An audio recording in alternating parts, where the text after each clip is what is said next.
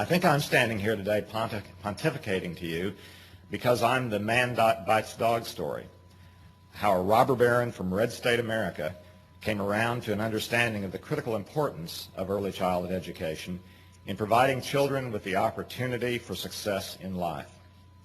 So I see my assignment to depict one man's journey to the truth, at least as perceived within my universe, and to describe the EduCare program that we are implementing in Oklahoma.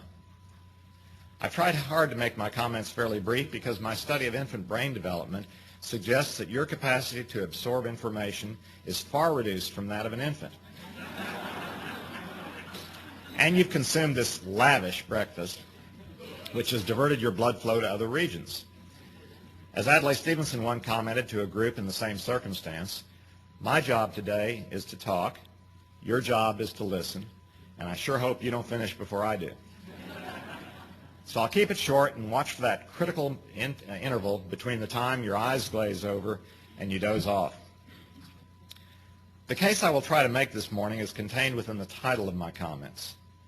Early childhood education is both a moral imperative and a sound investment. I hope I can convince you, if you do not already agree, that public and private investment in birth to 3 education for at-risk kids is the most effective way to assure that children are given a fair chance to be ready for school, to stay out of trouble, to enter our workforce as fulfilled and productive members of our society. And equally important, we have a moral obligation to make sure that happens. Let me start by describing the intellectual journey that got me to the conclusion that sensory stimulation and warm human contact at the earliest point in life are the most important things we can do to provide equal opportunity in our society. I've felt for most of my adult life that we all get where we are largely by dumb luck, that we have a moral obligation to share our random advantage with those who didn't win the ovarian lottery, and that the purest form of charity is the one which intervenes in the cycle of poverty at the earliest possible stage through improved nutrition, health care, housing, etc. Of course, the truly purest form of charity would also be anonymous and applied in areas of much greater need like Southern Africa or Bangladesh, so my self-bestowed halo is a bit tarnished. My second premise is, if America stands for anything, it stands for the principle that all men, our forefathers excluded women and slaves, of course, are created equal, at least, that they should have an equal opportunity at birth to reach as far as they wish to. Equal opportunity is really the social contract of American life. Yet, as Warren Buffett has observed, all men are created equal, and that lasts for about 15 minutes. I think that most of us here have grown up with this inconsistency in our thinking, a strong emotional commitment to the concept of equal opportunity, and a suppressed, secret, intellectual conclusion that genes play a more important role in cognitive potential than experience. Then in the next step in my journey, I watched as America declared war on poverty in 1964 to provide that promised equality of opportunity, and committed literally trillions of dollars to the war over the next 40-plus years. But so far, poverty has won the war. We seem to be dealing with the symptoms of poverty that I referenced earlier, poor nutrition, health care, housing, and so forth, but are not rooting out and modifying the causes. So the next generation starts about where the last one did. One can't help ask why we have been so unsuccessful. 2 subsequent discoveries or observations gave me a clue. One theoretical, one practical. The theoretical one derived from all of the discussion about stem cell research over the past 10 years or so. What we seemed to learn from that research was that a brain cell at birth, even after 9 months of gestation, is functionally undeveloped, still trying to figure out what it wants to be when it grows up. You could scrape some cells from the brain and transfer them to the heart or the liver or the kidneys immediately after birth, and the cells would develop as heart, liver, or kidney cells. I guess it must be unintentional early migration of cells in males, including many in this city, that causes them to think with organs other than their brains on occasion. We've all watched the alert eyes of an infant and concluded that she was observing and absorbing far more than she could communicate. And then we have seen her mimic an action that she had seen only one time before, those largely unformed brain cells and the connections among them, the synapses and neuron wiring, are exploding in response to every sensory experience.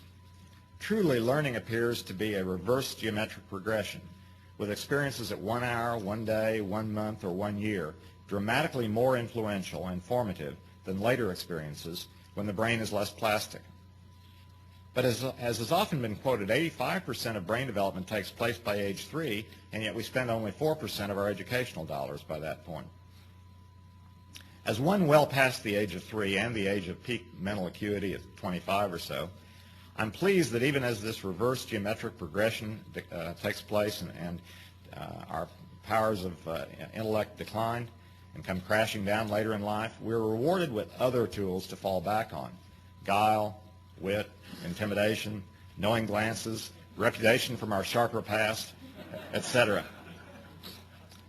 So now I had a theoretical construct that could reconcile my emotional belief in nurture and my analytical belief in nature. Yes, people could rise above the condition from which they were derived by intensive sensory stimulation of their unformed brain electrical grid at the earliest possible point. Maybe the perceived fact that smart rich parents tended to have smart rich kids was largely because they also tended to have stay-at-home moms or nannies who read to their kids, held them, put mobiles over their cribs, playing those annoying little ditties, and sent them off for SAT training at age 6 months. Well, we've seen so many other laboratory theories or medical experiments on mice that didn't pan out after large human studies, so I was intrigued by this discovery, but not convinced. I looked around for practical applications that appeared to stand up over time.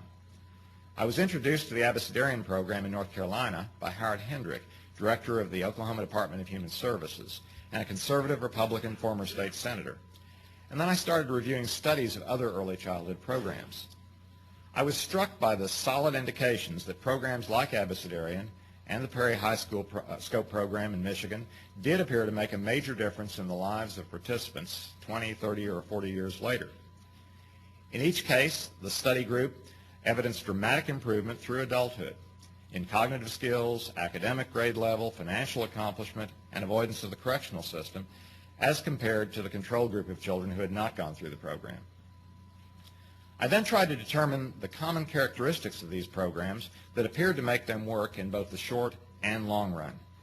I've concluded that the most critical elements are very early entry, preferably within the first few months after birth, trained, skilled teachers who understand how infant brains receive, absorb, and process information, and who promote social and emotional development, family support services from talented caseworkers with manageable loads who reinforce the classroom experience by assisting the parents with continuing education, access to social services, and parenting training. And last, intensity of the experience through low ratios and all-day, year-round exposure. Upon accepting this revelation, I wanted to find the best applications of it to reassure my conclusion and to provide a model to copy. I turned to Tulsa Community Foundation, which provides research to emerging philanthropists to complete the baking process of their half-baked ideas.